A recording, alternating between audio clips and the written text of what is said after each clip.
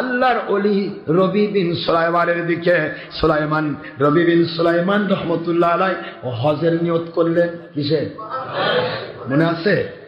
কিসের নিয়ত করছে? হজের টাকা দেওয়ার জন্য, কাফেলায় দেওয়ার জন্য। আল্লাহর ওলি তার একটা সুন্দর ব্যাগের মধ্যে টাকা উঠায় নিয়েছেন, দিরহাম। কি বলেন? দিরহাম। প্রত্যেক সময় দিরহাম টাকা চলতো, রূপার টাকা। কিসের?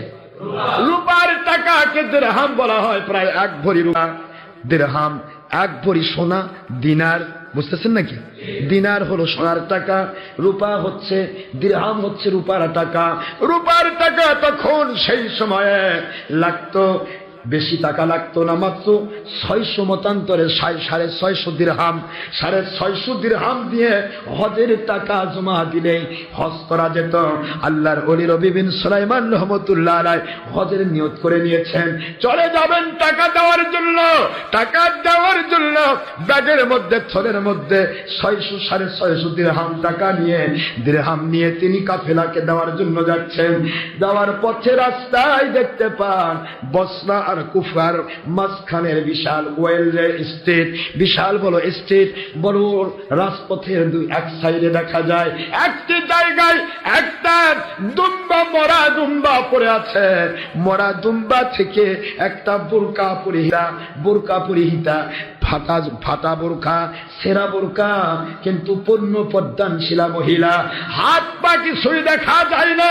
মহিলা, বোরকা পরিহিতা মহিলা, সে একটা হাতের মধ্যে চাকু নিয়া ওই মরা দুম্বা থেকে গোশত কেটে কেটে তার থলের মধ্যে ভরাচ্ছে।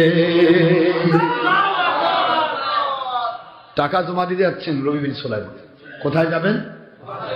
হজের টাকা জমা দেওয়ার জন্য কাফেলার যিনি মুআল্লিম তার কাছে যাচ্ছেন। মাঝপথে মহিলার এই অবস্থা দেখে আল্লাহর ওলির মাথার ভিতরে আস্তে করে শব্দ হয়ে গেল, কি করছো রবি বিন সুলাইমান? তাকায় দেখো একটা পদ্মানশীলা মহিলা, সেই মহিলাটা গোস্ত কেটে নিচ্ছে, মরা দুম্বার গোস্ত। মরা দুম্বার গোস্তগুলি কেটে কেটে মেয়েটা কি করবেন এইটা তিনি চিন্তা করতে লাগলেন। একটা পদ্মানশীলা মহিলা বাতিল ধর্মের হতে পারে না, আমার মুসলিম ধর্মের মহিলাই হবে। কেন সে মরা গোস্ত কেটে নিচ্ছে? নিশ্চয় কোনো ব্যাপার আছে। থলাটা কাছে রেখে দিয়ে আল্লাহর ওলি মহিলাটাকে দূর থেকে ফলো করা শুরু করলেন। ফলো করতে করতে মহিলাটা কেটে ব্যাগের মধ্যে গোস্ত করে নিয়ে মহিলা ধীরে স্থির ভাবে হাঁটি হাঁটি পা পা করে আস্তে করে বস্তার একটা কুড়ে ঘরের মধ্যে ঢুকে যান। আল্লাহর ওলি তার পিছে পিছে যান। কুড়ে ঘরের দরজা পর্যন্ত গিয়ে তিনি স্টপ হয়ে গেলেন, ব্রেক হয়ে গেল। কেউ তো কখনো কারো বাড়িতে ইচ্ছা মতো ঢোকা যাবে? কার বাড়িতে কি সমস্যা আছে? কি হচ্ছে এখানে? বাড়িতে ঢোকার নিয়ম হলো প্রথম সালাম দিবেন, সালামের জবাব আসলো না। দ্বিতীয়বার সালাম দিবেন, জবাব পাওয়া গেল না। তৃতীয়বার সালাম দিবেন, জবাব পাওয়া গেল না। আর ঢোকার চিন্তা করা যাবে না। এবার নবীর সে বুঝবেন আমাকে আমার রাস্তা দেখতে হবে। আর 3 বার সালামের ভিতরে যদি আপনাকে সাড়া দেওয়া হয়, বোঝা যাবে পরিবারের মধ্যে মানুষ আছে, অথবা তারা কোনো সমস্যায় নিয়ে খুলে দিচ্ছে। আপনার হুকুম আপনাকে তারা রিসিভ করবে। বিভিন্ন দিক চিন্তা করতে হবে। যদি আপনি জোর করে ঢুকতে চান, আল্লাহর নবীর সুন্নতের খেলাফ হয়ে যাবে, আল্লাহ পাক না খুশ হয়ে যাবে। সিস্টেম আছে না? নাই? আল্লাহর ওলি সেখানে যে থমকে দাঁড়িয়ে গেলেন, ভিতরে ঢুকতে পারলেন না। যেই মাত্র মহিলাটা ঢুকলো, আস্তে করে কান লাগিয়ে আল্লাহর ওলি শুনতে পাচ্ছেন ছোট্ট ছোট্ট মাসুম কণ্ঠের আওয়াজ, বারবার মা মা বলে ডাকে।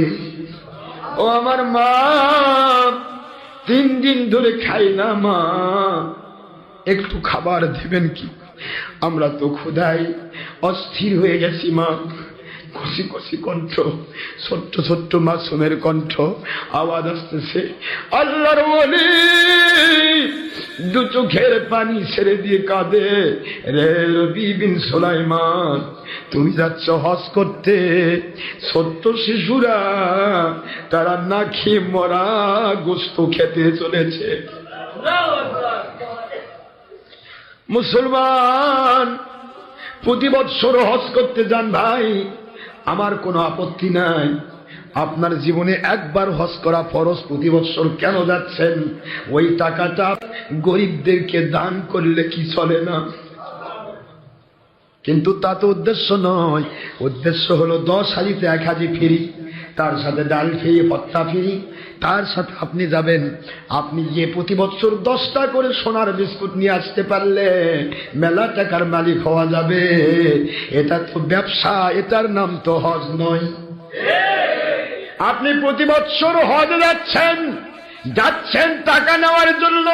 ও আমার পুরা এলাকার, পুরা মধ্যপ্রাচ্য প্রতীচ্য সমস্ত পাশ্চাত্যের ধনকুবের মুসলমানেরা, আমরা বাংলাদেশ থেকে ফকির এসেছি, অনেকগুলি আমাদের মাদ্রাসা আছে, দয়া করে আমাদের ভিক্ষা দেন, ডলার দেন, রিয়াল দেন। কি কোনো টাকা আসতেছে, ডলার, রিয়াল, লাখ লাখ কোটি কোটি টাকা পকেটে নিয়ে আসলেন, মাদ্রাসার নাম করে এসে ভাঙ্গা এক মাদ্রাসায় 1.5 টাকা দিলেন, বাকিগুলো আপনার ব্যাংক ব্যালেন্স হয়ে গেল। এটা তো হজ নয় ভাইজান, এটা দেশ বিদেশের ভিক্ষা হালাল করার উদ্দেশ্য। হজ তো আপনি একবার করবেন জীবনে। কয়বার? একবার হজ করবেন। আল্লাহর ওয়ালির চোখ দিয়ে পানি গড়ায় পড়ে ছোট্ট মাসুম সন্তানেরা ডাকে, মা খাবার দেন। আরো আশ্চর্য হয়ে গেলেন, ফ্যামিলিটা সাধারণ কোনো ফ্যামিলি নয়।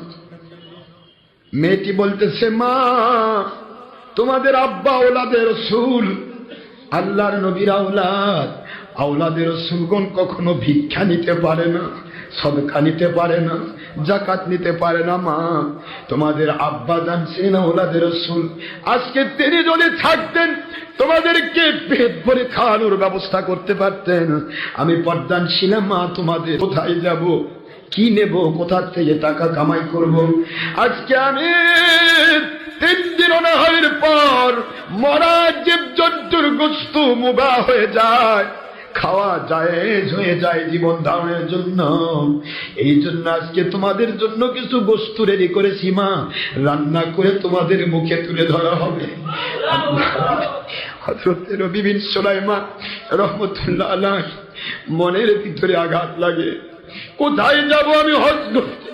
আমার নবীর আওলাদগণ তাদেরকে ভালোবাসা, নবীর রাসূলুল আম্বিয়া হক্কানি ওলি আউলিয়াকে ভালোবাসা, নবী ভালোবাসার শামিল, নবীর ভালোবাসা হচ্ছে ঈমান, হজ হলো আমল। আয় আমার মালিক, আয় আমার খলিক, আয় আমার রব, আমি রবি বিন সুলাইমান হজের নিয়ত করেছিলাম, হজের নিয়ত বন্ধ করে দিলাম। আপনার নবীর আওলাদদেরকে হজের টাকাটা হাদিয়া করে দিতে যা।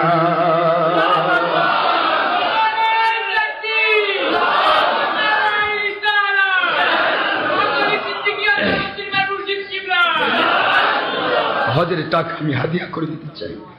হজ যদি আল্লাহ আপনি দয়া করেন সময় মাফিক আবার করার সুযোগ পাবো, কিন্তু এই আপনার নবীজির আওলাদগণ, আপনার নবীর ওয়ারিসগণ, তারা না খেয়ে থাকবে, আমি হজ করব, এটা আমার বিবেক মেনে নেয় না। আমার আল্লাহ, আমি নিয়তটা বাতিল করে ফেললাম।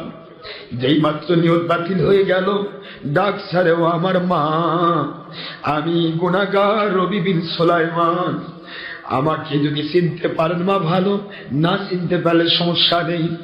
আমার জীবনে আমার 650 দিরহাম, মতান্তরে 600 দিরহাম টাকা, এগুলি আমার জীবনে একটা পাথেও আমার আম্মা, আমি আওলাদের রাসূলদেরকে হাদিয়া করে দিতে চাই। আওলাদের রাসূলদেরকে হাদিয়া। ভিতর থেকে আওয়াজ আসে, হাদিয়া আমার নবীর সুন্নাত, হাদিয়া যদি কাউকে দেয় সুন্নত আদায় হয়। মান তামাসসাকা বিসুন্নতি ইনদা ফাসাদি উম্মতি ফালাহু আজরু মিয়াতি শাহীদিন আও কামা ক্বালা রাসূলুল্লাহ সাল্লাল্লাহু আলাইহি ওয়াসাল্লাম। দুনিয়ার মানুষ যদি একজন আরেকজনকে হাদিয়া করে, হাদিয়া দেওয়া সুন্নত, হাদিয়া নেওয়া সুন্নত। একটা সুন্নত 100 শহীদের মর্যাদা। নবীর সুন্নত পালনের জন্য হাদিয়া গ্রহণ করতে আমাদের কোনো আপত্তি নাই। আল্লাহর ওলি আস্তে করে সমস্ত হজের টাকা গুনি আওলাদে রাসূলদেরকে হাদিয়া করে দিলে। বলুন তো, হাদিয়া সুন্নত আর হজ করা একটু বোঝার চেষ্টা করুন। কিন্তু আকলমন্দ আর সমঝদার কে লিয়ে ইশারা কাফি है, জ্ঞানীদের জন্য ইশারা যথেষ্ট। হাদিয়া সুন্নত আর হজ করা, তাহলে হজের টাকা সুন্নত পালন করলে এটা কোন হাদিয়া হলো? এখানে সুন্নত পালন উদ্দেশ্য নয়, এখানে নবী প্রেম উদ্দেশ্য। কার প্রেম উদ্দেশ্য? যারা বলুন কার প্রেম উদ্দেশ্য? নবী প্রেম উদ্দেশ্য। নবীজির ওয়ারিস, নবীজির ওয়ারাসাতুল আম্বিয়া, নবীজির আওলাদ না খেয়ে থাকবে, আমি হজ করব। হতে পারে আমি হজ পরে করতে পারবো, কিন্তু না খাওয়াটাকে বন্ধ করতে হবে। ঠিক না বাটিক জানাবো? হজ তিনি নেগলেক্ট করেন নাই। তারপরে এটা নিয়ে যাওয়ার বাতিল হয়ে ফতোয়া দেন ডক্টর আজম সিদ্দিকী হজকে না করছে। আছে তো শয়তান, এরকম আছে না? বলবেন একটা, বলতো মানে খবর দিবে একটা। তো হজ তো করবেনই, হজ জীবনে একবার ফরজ, এবার হলো না, সামনেবার হবে। কিন্তু আল্লাহর নবীর আওলাদ না খেয়ে আছে, এই না খাওয়াটা যদি আমি বন্ধ করে নিয়ে না দেই, তাহলে এই না খাওয়ার জন্য আল্লাহর কাছে আমাকে দায়ী থাকতে হবে। এই জন্য তিনি দিয়ে দিলেন, টাকাটা দিয়ে দিলেন। অনেক বড় না, অনেক বড় ঘটনা, কারণ সময় নেই, আমি তাড়াহুড়া করছি। টাকাটা দিয়ে দিয়ে তিনি বাড়িতে চলে গেলেন, আর কাফেলাতে টাকা জমা দিতে গেলেন না। তিনি বাড়িতে চলে গেলেন। বাড়িতে যাওয়ার পরে তিনি স্বাভাবিকভাবে আমল করছেন, নামাজ কালাম পড়ছেন, আল্লাহর হুকুম মোতাবেক চলছেন। হজ কমপ্লিট হয়ে গেল। হজের পরে যে কাফেলার সাথে তার হজে যাওয়ার কথা ছিল, সেই কাফেলার সমস্ত মানুষগুলি তার বাড়িতে এসে ভিড় জমালো। খুব বোঝার চেষ্টা করুন। রবি বিন সুলাইমান রহমতুল্লাহর বাড়িতে সবাই এসেছে, এসে ডাকতেছে, হে আল্লাহর ওলি রবি বিন সুলাইমান রহমতুল্লাহ আলাইহি, আমরা আপনার কাছে জানতে চাই, আমরা আপনার সাথে কি অপরাধ করেছি, কি বেয়াদবি হয়েছে যে আপনি আমাদের সাথে হজে না গিয়ে অন্য কাফেলার সাথে হজে গেলেন। রবি বিন সুলাইমান রহমতুল্লাহ দরজা খুললেন, তাদেরকে বসার স্থান করে দিয়ে বলেন, বলুন আপনারা কি বলতে চান। সবাই, কাফেলার সব মানুষগুলি এসেছে। কাফেলার মধ্য থেকে মোটামুটি যারা জ্ঞানী গুণী তারা এসেছে, আলেম ওলামা তারা এসেছেন। তারা এসে বলতেছেন, হুজুর আমরা দেখলাম যেই দিন হজের আমরা কাফেলা যাচ্ছি, আমাদের সামনের কাফেলায় আপনি আমাদের সামনে সামনে হেঁটে যাচ্ছেন। রবি বিন সুলাইমান রহমতুল্লাহ শুধু চুপ করে শুনতেছেন, কিছুই বলছেন না। তাদের আলোচনাগুলি শুনতেছেন। কি হলো তারপরে? বলে, আমরা চিন্তা করলাম যে রবি বিন সুলাইমান রহমতুল্লাহ হয়তো আমাদের প্রতি মন খারাপ করেছেন, কোনো গোস্তাখি আমাদের হয়ে গেছে, আমাদের সাথে তিনি যাচ্ছেন না, না যাক, ওখানে গিয়ে ওনার সাথে দেখা করে ওনার কাছে ক্ষমা চেয়ে নিন। এই চিন্তা করে আমরা কাফেলা নিয়ে গেলাম, আমাদের সামনে সামনে কাফেলাতে আপনি চলে গেলেন। আপনি যখন চলে গেলেন, মাঝখানে যখন আমরা মক্কা শরীফে পৌঁছে গেলাম, সেখানে গিয়েও দেখতে পেলাম আপনি আমাদের সামনে সামনে তাওয়াফ করতেছেন। রবি বিন সুলাইমান রহমতুল্লাহ আলাইহি শুধু শুনতেছেন, কিছু বলছেন না। আয় আল্লাহর ওলি, কে এমন অপরাধ হয়ে গেল? আমরা তো আপনাকে আমাদের সাথে নিয়ে যেতে চেয়েছিলাম, অপরাধ ক্ষমা করে দেন। দেখতে পেলাম আল্লাহর ওলি, আমরা দেখতে পেয়েছি আমাদের সামনে আপনি তাওয়াফ করতেছেন অত্যন্ত ফোর্স গতিতে। যখন আপনি তাওয়াফ কমপ্লিট করবেন, মনে করলাম আপনার সাথে দেখা করব, আর দেখা পাইলাম না। আল্লাহর ওলি, এরপরে সাফা মারওয়া পাহাড়ে যখন গেলাম, আমাদের সামনে সামনে আপনি দৌড়াচ্ছেন। মনে করলাম সাফা মারওয়ার পাহাড়ের দৌড়ানোর ব্যাপার, সাইয়ের কাজ ওয়াজিব যখন আদায় হয়ে যাবে, তখন আল্লাহর ওলির কাছে দেখা করে ক্ষমা চেয়ে নেব। পরে আর আপনার দেখা মিলল না। আল্লাহর ওলি গো, যেখানে গিয়েছি আপনাকে দেখেছি, আমরা আরাফার ময়দানে গেলাম, সামনে দেখলাম আপনাকে দোয়া করতে, পরে আর আপনাকে চোখে পাইলাম না। মুজদালিফায় দেখতে পেলাম, মিনাতে দেখতে পেলাম, এবং আমার নবীজির রওজা পাকে যখন গেলাম দেখি আমাদের সামনে সামনে আপনি আমার নবীর রওজা জিয়ারত করতেছে। আল্লাহর ওলি রওজা জিয়ারত করার পর দেখা করব, এই চিন্তায় যখন আমরা দৌড় দিয়ে গেলাম আপনার কাছে, কিন্তু আপনাকে খুঁজে পাইলাম না। আবার যখন তাওয়াফে জিয়ারত কমপ্লিট করে যখন আমরা লাস্ট বিদায়ী তাওয়াফ যে কমপ্লিট করলাম, এরপরে কোন বাড়ির দিকে ফিরে আসব, আসার পথে দেখি আমাদের আগের কাফেলায় আপনি আমাদের সামনে সামনে এসে আপনার বাড়ির ভিতরে ঢুকে পড়লেন। বাড়ির ভিতরে ঢুকে পড়লেন। কি অপরাধ হয়ে গেল আল্লাহর ওলি, কি এমন অপরাধ আমরা আপনার সাথে করেছি? আল্লাহর ওলি হযরত রবি বিন সুলাইমান বলে, রে আমার কাফেলার ভাইরা, ব্যাপারটা তো এমন ঘটে নাই, আমি তো আসলে হজ করতে যাই নাই, আমি পুরা হজের টাকাটা আল্লাহর নবীর আওলাদদেরকে হাদিয়া করে দিয়েছি, আমি তো হজ করতে যাই নাই। আওলাদের রাসূল দুই প্রকার হয়। কয় প্রকার? এক প্রকার আওলাদের রাসূল ডাইরেক্ট আমার নবীজির আওলাদ, হযরত হুসাইন রাদিয়াল্লাহু আনহুর বংশ দিয়ে যারা এসেছেন তারা আওলাদের রাসূল। আর একটা আওলাদের রাসূল রুহানি সন্তান। আমার নবীজি বলেছেন, আল উলামা ওয়ারাসাতুল আম্বিয়া, হক্কানি ওলি আউলিয়া তারা আমার ওয়ারিস। সুতরাং ওয়ারিস যারা হয় তারা উত্তরাধিকারী। কি জোরাবন? কি উত্তরাধিকারী আওলাদ, তারা হচ্ছেন রুহানি আওলাদ। কারণ গোটা দুনিয়ার সকল হক্কানি আল্লাহর ওলিদের রুহানি বাবার নাম মুহাম্মদুর রাসূলুল্লাহ সাল্লাল্লাহু আলাইহি ওয়াসাল্লাম। আমার নবীজির ইস্তিগণ উম্মতের মা,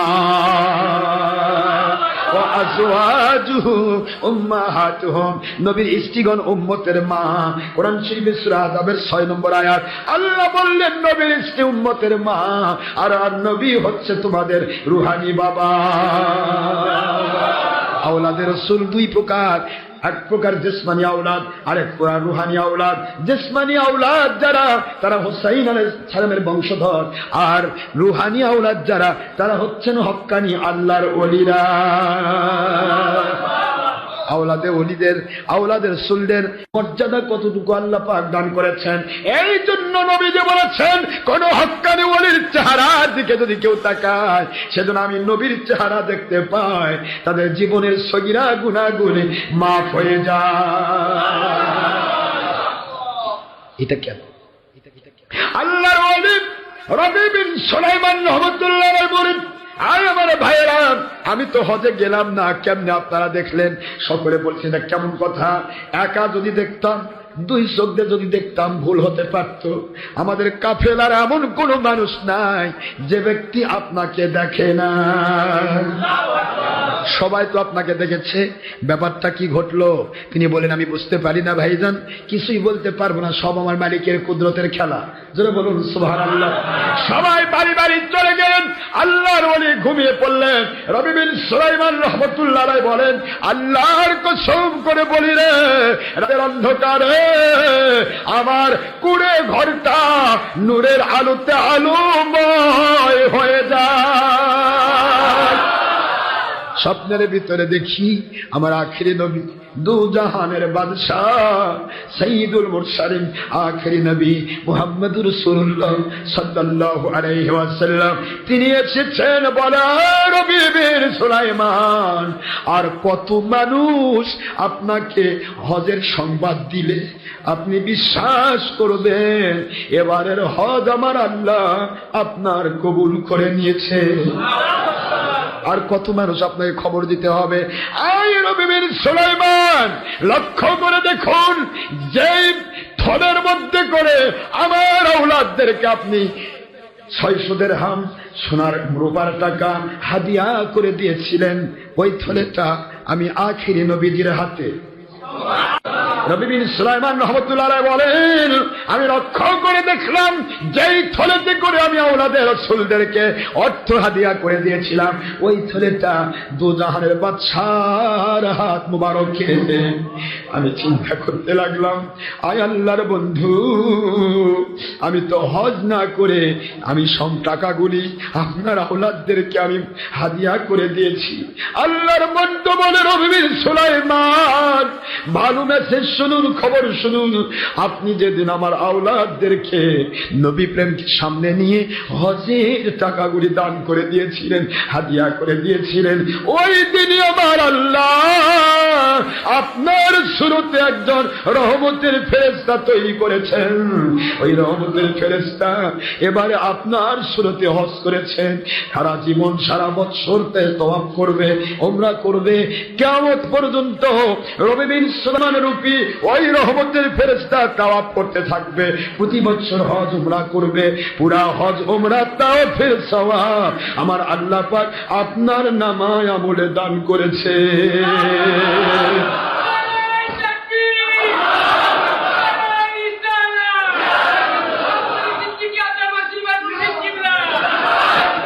নবী প্রেম কাকে বলে? নবীর আওলাদদের ভালোবাসা কাকে বলে? ভালোবাসা এমন জিনিস হয় ভাইজান, সেটা কোনো মিকদার থাকে না। একদিন হজ করলে একটাই হজ হতো, প্রতি বছর হজ হবে, কিয়ামত পর্যন্ত হজ হবে। প্রত্যেক হজের কপি নবী বিন সুলাইমানের নামে দান করা হবে। এই মেসেজটা আল্লাহর হাবিব দিয়ে ক্ষান্ত হইলেন না। নবী বিন সুলাইমান, এটা হলো আপনার আখিরাতের মর্যাদা। দুনিয়ার মর্যাদা নিতে চান, একটু হাতটা এগিয়ে দেন। নবী বিন সুলাইমান বলে, আমি হাতটা আস্তে করে এগিয়ে দিলাম। আল্লাহর বন্ধু, আমার হাদিয়া দেওয়া, ওই হাদিয়া দেওয়া যে থলেটা ব্যাগটা, ওইটা আমার হাতে আমার নবী আমাকে হাদিয়া করে দিলেন।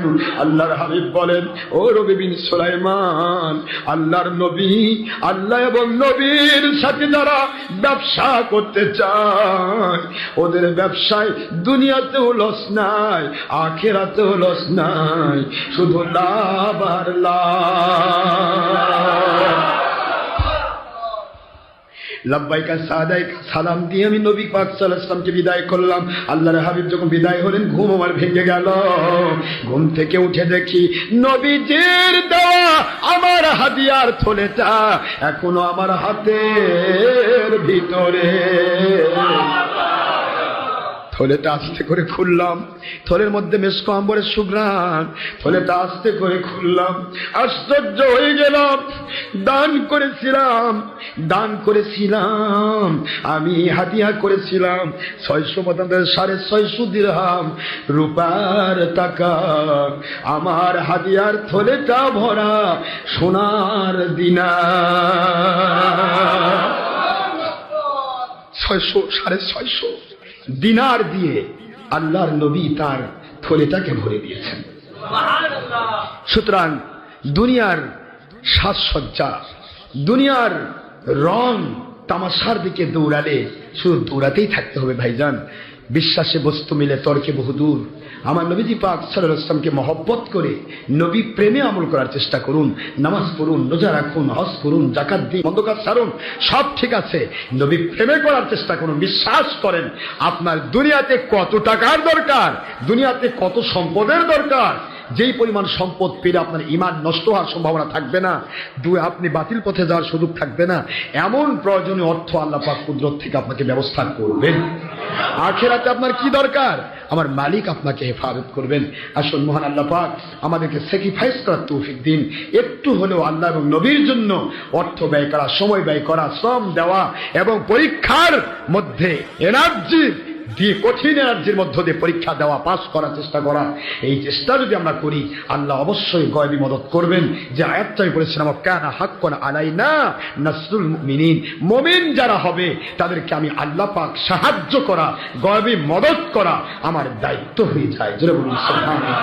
আল্লাহ পাক এই জন্য বলেছেন, আসেন আমাদের দ্বারা দেশের ক্ষতি যেন না হয়, জাতির ক্ষতি যেন না হয়, ইসলামের ক্ষতি যেন না হয়, জঙ্গিপনা, সন্ত্রাসীপনা, মানুষ খুন, নৈরাজ্য সৃষ্টি যেন না হয়, আমাদের যেন আল্লাহ এবং আল্লাহর নবীজি প্রেমের মধ্য দিয়ে দেশ জাতি ইসলামের উপকার সুলভ আচরণ এবং কথাবার্তা চলাফেরা হয়। মহান আল্লাহ সবাইকে কবুল করুন, আমিন।